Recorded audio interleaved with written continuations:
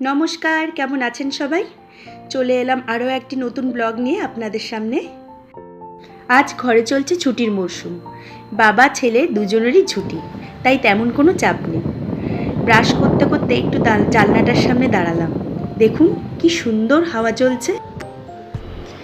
যেই গাছটি হাওয়ায় সব থেকে বেশি মাথা দোলাচ্ছে ওটি আমাদের বাড়ির বাগানের মেহগনি গাছ। ব্রাশ করে ঘরে এসেই দেখি বুবুন সোনাও উঠে গেছে ঘুম থেকে, তাই ওর খাবারটা তাড়াতাড়ি বানিয়ে নিয়ে ওকে খাইয়ে দিয়েছিলাম। তারপরেই লেগে গেলাম ব্রেকফাস্ট বানাতে। আজ ব্রেকফাস্টে একটু কাশ্মীরি আলুর দম আর কাসুরি মেথির লুচি বা পুরি বানিয়ে দিয়েছিলাম। এগুলোর রেসিপি আর আপনাদের সাথে শেয়ার করতে পারলাম না, ঘুম থেকে দেরি করে ওঠায় চোখে সর্ষের ফুল দেখছিলাম, বুঝলেন। ওদের খাবারটা তাড়াতাড়ি পরিবেশন করে দিই। আজ দুপুরের মেনুতে কি বানাবো সেটা এখনো ভেবে উঠতে পারিনি। এখন বেলা ওই 10:30-11টা মতন বাজে। ঝটপট স্নান করে ওপরে চলে এলাম কাপড় জামা মেলতে। দেখুন দৃশ্যটা, আহ কি হাওয়া চলছে, প্রাণটা যেন জুড়িয়ে গেল। আজ আমার জন্মদিন, জানেন। মা বলে প্রতি বছরই নাকি আমার জন্মদিনের সময় এই রকমই মেঘ করে বৃষ্টি হয়ে আসে। এবছরও তার অন্যথা হবে বলে মনে হচ্ছে না। ছাদ থেকেই নিচে এসে দেখি বাবান সোনা ঘরে পড়তে বসেছে। চলুন ওকে একবার ঝটপট জিজ্ঞেস করে নিই। কিরে, আজকে মায়ের জন্মদিনে কি স্পেশাল মেনু খাবি? হ্যাঁ, বিরিয়ানি খাবি লাঞ্চে? কি পনির বিরিয়ানি? তুই তো আবার চিকেন মাটন এগুলো খাস না, মাছও খাস না। আমিও খাওয়া ছেড়ে দিয়েছি, সবাই সেটাই ভালো খাবে না। ঠিক আছে, তাই আর দেরি না করে ঝটপট চলে আসলাম কিচেনে। এই চালগুলোকে ভালো করে ধুয়ে ভিজিয়ে নিলাম। এখন একটি গামলায় গরম জল বসিয়ে তার মধ্যে গোটা গরম মশলা, একটু তেল, নুন দিয়ে ভালো করে ফুটিয়ে নেব। গামলার জলটা ফুটে উঠলেই এর মধ্যে অ্যাড করে দেব ভেজানো চালগুলো। যতক্ষণে ভাতটা হচ্ছে ততক্ষণে আলু আর বাকি সবজিগুলোও কেটে নেব। আজ ঘরে খুশির মরশুম হলো, পিসি আর বাবাকে ভীষণ মিস করছি, জানেন। সব থেকে বেশি মিস করছি আমার ছোট দেওরটিকে। সে আবার আমার হাতের রান্না খেতে ভীষণ ভালোবাসে। ছোটবেলায় আজকের এই দিনটিতে বাবা সকাল সকাল বাজারের ব্যাগ নিয়ে আমায় জিজ্ঞেস করত আজ আমার কি খেতে ইচ্ছা করছে। সেই মতোই সে বাজার থেকে সব জিনিসগুলো আনতো, আর আমার পছন্দের মতনই জিনিসই রান্না করা হতো আজকের দিনে। চলুন, এখানে আলুগুলো কাটা হয়ে গেল। এবার এগুলোকে ভালো করে ধুয়ে একটু নুন দিয়ে বেশ লালচে করে ভাজা করে নেব। এদিকে আলুটা ভাজতে ভাজতে ওদিকে ভাতটাও রেডি হয়ে গিয়েছিল। দেখুন, বেশ আধসেদ্ধভাবে নামিয়ে নিয়েছি। বিরিয়ানির জন্য তো এটা এখন দমে দিলে পরে তাহলে একদম গলে যাবে না। এখানে এই পনিরগুলোকেও বেশ ট্রায়াঙ্গেল শেপে কেটে নিয়েছিলাম। বিরিয়ানির পনির তো, তাই একটু বড় বড়ই হবে। পনিরগুলোকেও এখন ভালো করে ভেজে নেব। এগুলোকে আবার বেশি লালচে করে ভাজার দরকার নেই।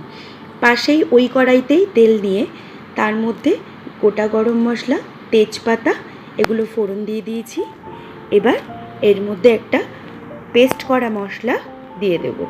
এই মশলাটার মধ্যে রয়েছে আদা, রসুন, কাঁচা লঙ্কা আর একটা পেঁয়াজ। এবার এই মশলাটা ভাজা ভাজা হয়ে আসলে এতে একটু মিশিয়ে নিতে হবে গুঁড়ো মশলা, কাশ্মীরি মির্চ, বেশি করে একটু বিরিয়ানি মশলা। এই মশলাটা আমার ঘরে বানানো থাকে, আপনারা পারলে দোকান থেকেও কিনে আনতে পারেন। এগুলিকে এখন ভালো করে মিশিয়ে নিতে হবে আর মশলাটাকে ভালো করে কষতে দিতে হবে। মশলাটা কষাতে কষাতে চলুন আপনাদের সাথে কিছু গল্প শেয়ার করি। বিগত 2-3 বছর আগেও যখন আমরা ওর চাকরি সূত্রে বাইরে থাকতাম, আজকের মতন এই দিনটিতেও দেবজ্যোতি অফিসে না গিয়ে ঘরেই থাকতো। ঘরে ছিলাম সর্বসাকল্যে 3 জন মানুষ। তাই সারাদিনটা ঘরে বসে না কাটিয়ে সকাল তাড়াতাড়ি উঠে রান্নাবান্নার জোগাড় শুরু করে দিতাম। তখন বাবানটাও বড্ড ছোট ছিল, তাই ওর মর্নিং স্কুল ছিল। 7টা থেকে 10টা পর্যন্ত স্কুলেই থাকতো। যতক্ষণ ও স্কুলে থাকতো ততক্ষণ রান্নাবান্নাগুলো করে নিয়ে ও স্কুল থেকে আসার পর ওকে নিয়ে চলে যেতাম আমাদেরই সোসাইটির পাশে একটি বড় পার্কে। বাহ, মশলাটা ভালো কষে আসলে এবার চলুন একে একে করে পনিরগুলো অ্যাড করে দিই। পনিরগুলো এই মশলার মধ্যে ভালো করে একটু কষিয়ে নেব। হ্যাঁ, যা বলছিলাম আর কি, আমরা যেখানে থাকতাম সেখানের প্রতিটি সোসাইটিতে একটা করে বাচ্চাদের জন্য প্লেগ্রাউন্ড থাকলেও প্রতি অঞ্চল ওয়াইজ 1-2 কিলোমিটার দূরেই সরকার থেকে বড় একটি পার্ক করা হয়েছিল। পার্কের মধ্যে ছিল বোটানিক্যাল গার্ডেন, বাচ্চাদের খেলার সুন্দর জায়গা আর একটি করে বড় চিড়িয়াখানা। হাতে সময় একদম কম থাকায় গ্রেভিটাতে একটু কেওড়া ওয়াটার মিশিয়ে আলুগুলো অ্যাড করে আমি একবার প্রেসারে সিটি লাগিয়ে দিয়েছিলাম। আপনাদের হাতে সময় থাকলে আপনারা কড়াতেই গ্রেভির সাথে ভালো মতন আলুগুলো মিশিয়ে ফুটিয়ে সেদ্ধ করে নিতে পারেন। কুকার থেকে নামানোর পর আমি আবার একবার কড়াতে এই গ্রেভি আর আলুটাকে একটু নাড়িয়ে নিয়েছিলাম। চলুন, হাতে আর বেশি সময় নেই, এবার এটার লেয়ারিংটা তাড়াতাড়ি করে বানিয়ে বিরিয়ানিটা দমে বসিয়ে দিই। এখানে ভাতের লেয়ারিংটা করা হয়ে গেছে। এবার প্রতিটা লেয়ারে একটু উষ্ণ গরম জলে গুঁড়ো দুধ মিশিয়ে তাতে ছিটিয়ে দেব। আপনারা এই গুঁড়ো দুধের জায়গায় একটু খোয়া ক্ষীরও ব্যবহার করতে পারেন, এতে বিরিয়ানির স্বাদ বেড়ে যায় আরও দ্বিগুণ। এবার আমি এখানে একটু ফুড কালার দিয়ে দেব, যেটা আমি মিশিয়ে রেখেছিলাম কেওড়া জলের সাথে। আপনারা চাইলে কেসারও ইউজ করতে পারেন। তার সাথে দিয়ে দেব একটু মিঠা আতরও। এতে বিরিয়ানির মধ্যে থেকে একটা সুন্দর গন্ধ বেরোবে। এরপরে একটা পনির দিয়ে সাজিয়ে নিতে হবে এবং একটু ওপর থেকে ঘি ছিটিয়ে এটাকে দমে বসিয়ে দেব। দমে বসানোর সময় আমাদের খেয়াল রাখতে হবে গ্যাসের আঁচটা যেন একদম কম থাকে, আর এই যে কাচের লিডটা যার মধ্যে একটা ছোট্ট ছিদ্র আছে সেটিকে কাগজ দিয়ে বন্ধ করে নিতে হবে। যতক্ষণে বিরিয়ানিটা দমে থাকছে ততক্ষণ চলুন একটু রায়তা বানিয়ে নেওয়া যাক। রায়তাটা না হলে পরে বিরিয়ানিটা ঠিক জমে না, বুঝলেন? আজ সকাল থেকেই বাবানটা আমাকে বলছে, মাম্মা আজ তো তোমার জন্মদিন, তাহলে তুমি কেন আজকে রান্না করবে? ছেলের মুখে এই কথাটি শুনে মনটা বড় খুশি হয়ে গেল, জানেন? ছোটবেলায় আমাদের মাথায় কখনো এসব আসেইনি যে মায়েরও বার্থডে হয়, মায়েরও একদিন স্পেশাল হতে পারে।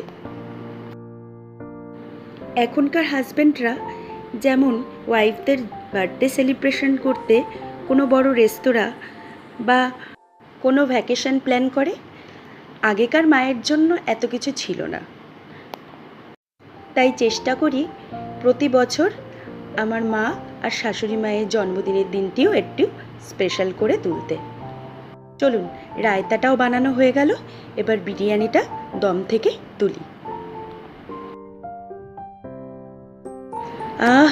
যা গন্ধ আসছে, আপনাদের সাথে যদি একটু শেয়ার করতে পারতাম।